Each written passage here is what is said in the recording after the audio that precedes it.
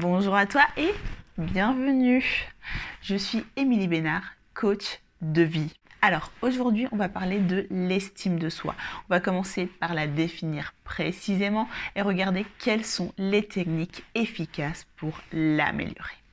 Mais avant de commencer, n'oublie pas de t'abonner en cliquant ici en bas à droite pour recevoir toutes les notifications de mes prochaines vidéos. Alors, l'estime de soi, qu'est-ce que c'est concrètement? Eh bien, tout simplement, c'est ce sentiment de satisfaction d'être qui nous sommes. On tient compte de l'acceptation de soi, la considération que l'on a envers soi-même et le respect que l'on se porte. Il faut savoir aussi que c'est l'intention que l'on a de guérir tout ce qui nous a fait du mal.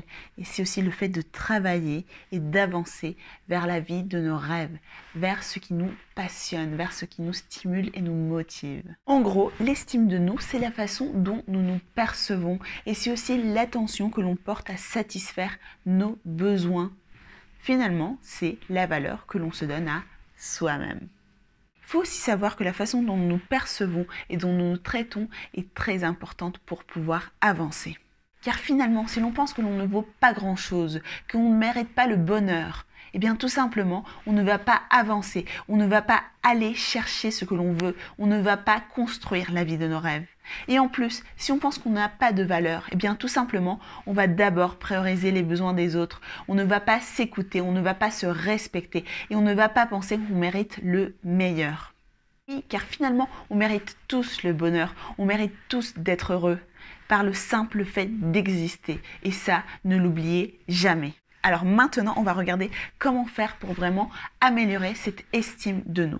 La première chose est de regarder comment on se parle, quel est notre dialogue intérieur, qu'est-ce que l'on pense de nous-mêmes. Cette façon de nous percevoir va déterminer comment on se projette et qu'est-ce que l'on attire à notre vie. C'est pour ça que chaque personne devrait être capable de parler de soi avec amour, avec bienveillance, avec patience et admiration. Imagine quelqu'un que tu aimes énormément. Comment tu décrirais cette personne? Quels mots tu utiliserais? Et qu'est-ce que tu ressentirais quand tu le fais? Maintenant, imagine que tu dois te décrire à toi-même. Comment tu vas le faire? Est-ce que c'est depuis l'amour, l'admiration, la patience et la bienveillance? Ou bien sinon depuis le reproche, la honte, les critiques? Aujourd'hui, on va faire un exercice pour apprendre à se valoriser.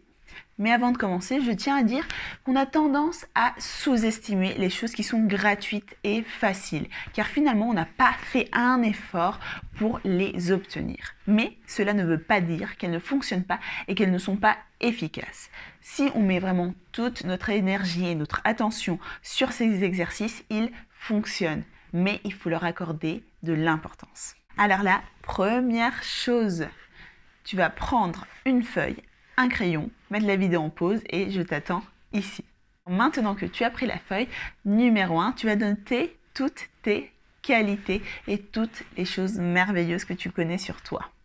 Si tu as un peu de mal avec cet exercice, n'hésite pas à contacter ta famille et tes amis pour leur demander de te donner 3 à 4 qualités. Tu vas voir, il y a toujours des surprises très agréables. Deuxième chose, note quel est le chemin que tu as entrepris et qu'est-ce que tu as pu surmonter. Tu vas voir que tu as une valeur énorme. Il y a beaucoup de choses que tu as pu gérer, que tu as pu résoudre ou que tu as pu surmonter tout simplement. Et rien que pour ça, bravo à toi. Troisième chose, tu vas noter qu'est-ce que tu as apporté aux autres ou au monde. Quel est l'impact positif que tu as eu dans la vie d'autres personnes? Souviens-toi quand tu as aidé cet ami qui allait mal. Souviens-toi quand tu as aidé à traverser quelqu'un.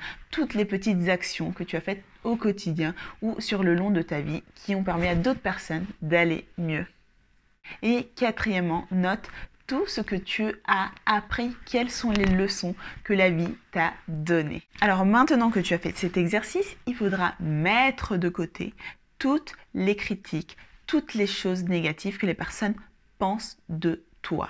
Car finalement, si tu construis ton estime en te basant sur toutes ces critiques, sur tous ces jugements, sur toutes ces choses négatives, eh bien finalement, tu ne vas te focaliser que sur ce qui ne va pas en toi. Et tu vas oublier toutes les choses merveilleuses que l'on vient de voir. Donc, quand tu auras fini de faire cette liste en 4 points, n'hésite pas à la passer en propre, à la décorer, à faire une liste vraiment pleine d'amour, toute belle, que tu vas relire au quotidien. soit le matin en te levant ou bien sinon le soir en te couchant. Car finalement, c'est à force de te répéter ces choses-là, de les voir, de les percevoir, que tu vas commencer à vraiment les intégrer, à vraiment sentir que tu as cette valeur. Et tu vas commencer à désinstaller, au contraire, tous les messages négatifs que l'on t'a transmis. J'espère que cette vidéo t'a plu et surtout qu'elle t'a servi. Donc n'hésite pas à la partager, à la liker et aussi à me laisser en commentaire quelles sont toutes ces choses merveilleuses que tu as découvertes sur toi.